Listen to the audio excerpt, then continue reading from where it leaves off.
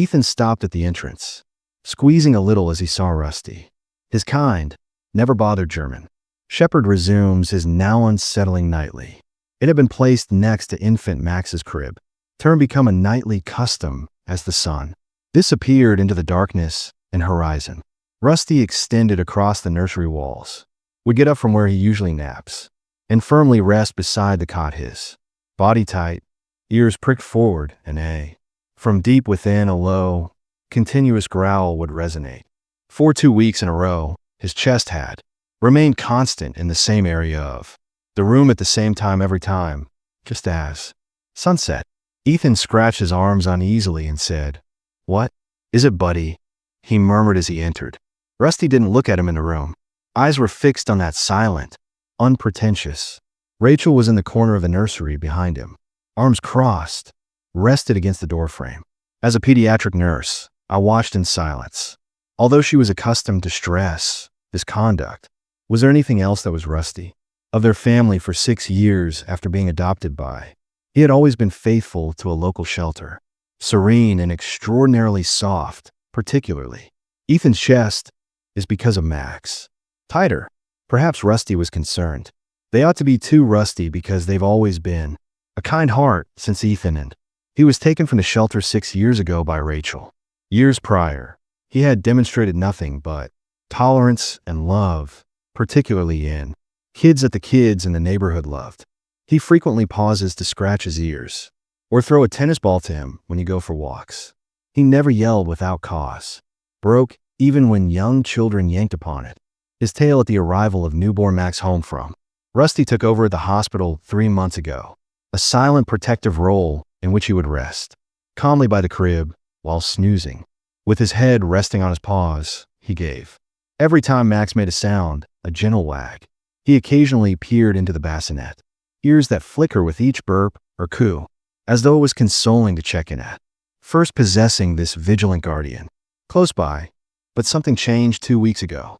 Rusty's serenity turned into alertness. Each night, nearly till the minute he'd get out of his bed in the corridor and enter the nursery, he refused to lie. He would stand rigid instead of bending, strained eyes on the far left of the body.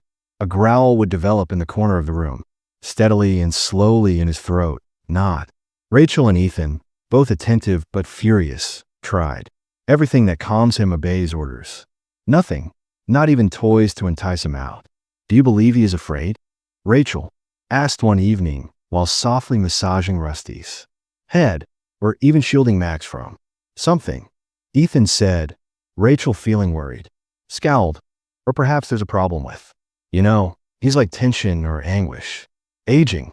The following morning, she made an appointment with Rusty's vet. Not only was the behavior odd, it also persistent, which further alarmed them. The clinic was quieter than anything else. That morning's rays of sunshine, the front windows, while Rusty was led by Ethan. Rusty, as usual, entering the waiting area, walked peacefully, tail low beside to him. He seemed unable to control his movements. "Just be mindful, Dr. Patel," the veteran vet welcomed them with a kind grin, still acting strangely at evening, she asked as Ethan nodded. Every evening, the same hour, the same area of the nursery. Ethan clarified, growling. "Stands watch but does nothing. Hostile only observes Dr. Patel running her." Rusty's joints were evaluated with gentle hands. His eyes, ears, and reflexes were tested. She collected blood samples from her heartbeat, examined his medical background following almost 45 minutes of extensive analysis. She at last leaned back and sighed softly. "He's in great health, particularly for a dog," she stated. "Despite his age, he shows no symptoms of arthritis or sensory degradation, but he's actually doing better than the majority of 6-year-olds I see." Ethan scowled. What might be the reason? This behavior caused Dr. Patel to pause for a minute, then remarked reflectively, "Sometimes dogs respond to things that humans cannot see. Little temperature changes and vibrations, or noises of air pressure at frequencies their senses are not able to hear." Remarkable. She offered Rusty a tender. He might be feeling a pat on the side, something that might not be in that room. Risky, but it's obviously something he considers it crucial to drive home. Ethan continued looking over Rusty's shoulder, the dog's tall ears in the view mirror. Moving on in a composed but conscious manner that afternoon, Ethan started making notes to see if there something that only Rusty could see in the room. Observed, perhaps a pattern would show. Perhaps the solution wasn't in but in what the canine was attempting to inform them that night, as Rachel provided. Ethan sat calmly while Max took his nightly bath, eyes on the nursery notepad in hand. The dog, Rusty, had already taken his place next to the crib, as he had. Each night, his ears remained alert, eyes fixed, unwavering. He wasn't. Ethan could see the rumble, but his posture became tense like a... Ethan looked at the cable that was drawn tight. Nothing appeared in the room's corner. Unusual, just a shelf and a pale yellow wall. Using plush animals and the mobile, spinning softly over Max's cot, but then he became aware of a small, not from Rusty, but rather from the phone is rotating slowly and idly, but not. He went over and stood when the window was open, putting a hand on the corner close to the wall. He initially felt nothing. However, a faint whisper appeared after a few seconds. Of air passed over his fingertips, almost there. He was kneeling down, examined the baseboard and found it to be undamaged. No holes or obvious damage. He even examined the window once more and locked it. He sat back with the screen securely in place. Confused. Is that what you got on his heels? Been responding to what he whispered to. The dog, Rusty, did not react to his gaze. Didn't even twitch. It remained concentrated, tense, but Ethan was unable to get rid of believing that the draft was important. It was somehow related to whatever was. Rusty's instincts were triggered that evening. Ethan informed them as they got ready for bed. What he had observed, Rachel, it's not simply, there's a draft, he added softly, random, when the phone turns in that corner. Perhaps shadows glide over the wall. Rachel, that's what's making him angry. Slowly nodded, worried, or perhaps there's something behind the wall. Rachel came home from work the following afternoon with a tiny notepad and a worried brow. She had spent her time snuggled under her arm, not scrolling through her during her lunch break, talking on the phone or with coworkers, but Mrs. Ellison, walking next door there.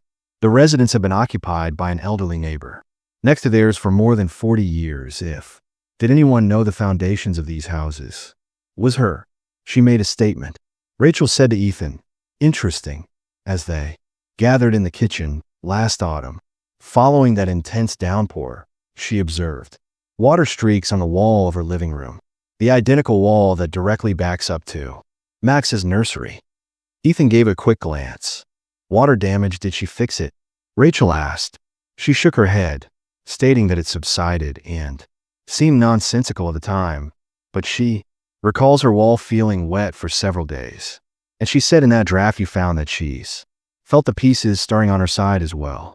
To match, perhaps it wasn't just sounds or shadows that Rusty was responding to. Perhaps it was something more profound, structural problem that develops gradually. Rachel flipped open the wall and she had already scribbled in her notepad numbers for the earliest home inspectors. She stated that they could arrive in 3 days.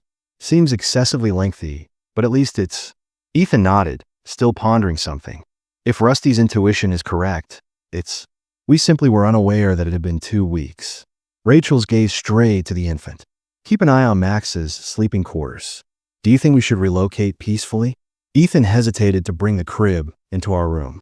Although I would like to, if we do that, we may fail to see what Rusty is attempting to convey. They both understood that they couldn't ignore us any longer. Over the following 3 evenings, Ethan and Rachel alternated remaining awake in silence, looking at Rusty from the doorway of the nursery. Max slept peacefully in his cradle. On the little desk, Ethan kept a notebook, recording times by the window, weather conditions, including temperatures, looking for a pattern or trigger that could account for Rusty's peculiar routine. One thing almost became obvious. Rusty's actions right away followed a rhythm every morning, and he would occasionally take a snooze in the nursery, absorbing the rays of the streaming sun. He appeared via the east-facing window, easygoing and typical as before, but as the sun sank, shadows started to stretch. His attitude would gradually change. He would initially pace in at about 4 p.m. and, low ears flicking as the tail leaves the room.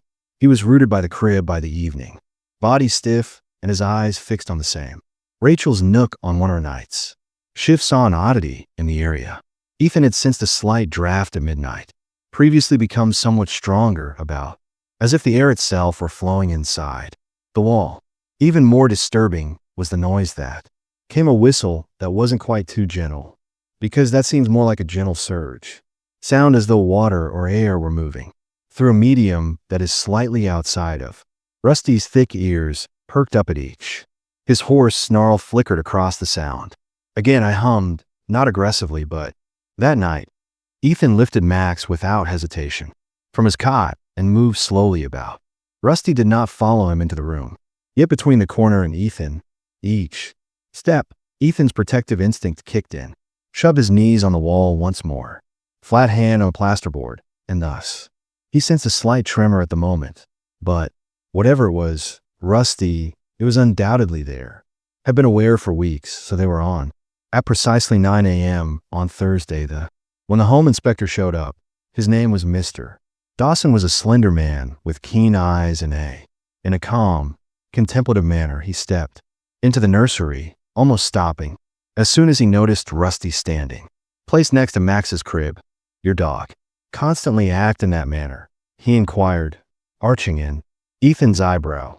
"Every night, same time." Said, "That's always right there." Mr. Dawson nodded slowly. "Dogs in the corner observe that things we don't notice are superior compared to the majority of our tools." He unpacked his equipment and started the. Rachel was standing close to the doorway for inspection, holding Max close to her as Ethan trailed closely behind, describing the history of Rusty's actions, the draft, and the inspector can hear the shaking. Verified that the floor was level and wall alignment. "There's a small incline in this," said, pressing his level up against the. Rusty usually kept his eye on the wall before running on the surface of the moisture meter. The gadget produced a sharp spike. "There's definitely elevated moisture," he indicated while crouching down to confirm. His baseboard flashlight, showing a black, thin line that hadn't shown in the daylight as Rusty's. A quiet, high-pitched whine twitched in the ears. Did not come out of his throat, not the loud rumble of caution, but something more like acknowledgement. When Mr. followed Dawson, Rusty's head was softly tapped against the wall, snapped in the direction of his body's sound, hardened, as though following weeks of silent warning. At last, someone else recognized that this section has been compromising. Dawson remarked somberly, I assume you have a drainage problem.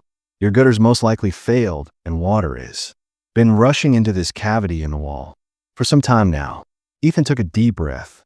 If ignored, this might have resulted in significant structural harm or even collapse based on the depth of. "We must open it up on Saturday." His eyes remained open and alert. Whatever was concealed behind the wall, he had been attempting to alert them the entire time. The following week, the repairs got underway. Ethan stopped working as a freelancer to remain at home while Rachel made arrangements with. Max was taken care of by the contractors when the workers unlocked the wall in the nursery. The complete scope of the harm struck the interior wooden support beam with force, had deteriorated considerably more than the inspector was believed that a significant amount of the insulation was black and wet with. The contractor shook his head at mold. This could have happened at any time, astonished. Time, he added. Your dog wasn't simply responding to the water beam if it provided. Manner being under stress might have resulted in a. He knew he sensed a major collapse. Ethan turned to face Rusty, who was composed. He was seated outside the nursery, ears that twitch every time the head tilts. Something was pulled or battered by the workers, not snarling from the broken wall. No longer, although he was constantly observing, keeping an eye on Rusty for the next 2 weeks, becoming a frequent sight next to the. He would follow the building crew from one chamber to another as they strengthened the replaced beams in the structure, sealed the waterproofed the exterior, and provided insulation. One of the workmen, Brick, laughed. Our greatest foreman to date doesn't say greatly, but he also doesn't miss Rachel. spotted something lovely like the wall. Rusty's body became calmer after being repaired. No more nightly pacing, and the language softened. No more growls, no more rigid stance. News about Rusty's modest presence. Conduct swiftly spread throughout A few more families in the neighborhood made the decision to have their houses inspected, particularly those with comparable design or constructed at roughly the same period as a number other. Found early indications of water damage. The nearby veterinary clinic even extended an invitation. Ethan will give a talk at a session on pet safety. Rachel did a brief demonstration using pictures of the mold, the wall, and Rusted is on guard by the rusted crib. Was more than just a dog. He served as a guardian, and the entire town was now aware of it as well. The day finally arrived for the repairs to be. The walls of the nursery had been finished, repainted and sealed with the same gentle. Max has always been aware of new things. New watertight barriers, insulation, and, above all, a strong new support. Behind the flawless drywall stood a beam, where the decay formerly endangered there. Additionally, the contractors strengthened safety. The external gutter system, to guarantee water, would never once more quietly slip into. Rachel and Ethan were standing at their house, doorway silently gripping Max's hearts, thumping as they opened the door for Rusty. He entered slowly at first, nose to smelling every inch of the floor along the baseboards, and he twitched his ears once while approached the once problematic corner. Then he sat quietly, without growling. Tension without any warning. Rusty just glanced over at them and sighed quietly as he huddled in his typical position near for the first time in weeks, his window. That night, the body was totally at ease. Max's crib was put back in the mobile above slowly whirled in the nursery. This time, however, there was no warm air. Draft, no tremors, no dancing shadows. Odd patterns. The room seemed motionless. Secure as Max fell asleep, Rusty positioned himself next to the crib, not as this time, but as a silent friend. He opened one eye and fell asleep peacefully. Sometimes, just to be sure Ethan was standing, seeing the two of them in the entryway. The youngster and their dog were almost overlooked it and almost wrote Rusty's instinct seemed strange or bothersome, but it was his quiet perseverances, steadfast devotion that had rescued them, occasionally from anything serious. Ethan believed that those closest to us don't require words to keep us safe. They simply know, and sometimes confidence is all that is required. Them.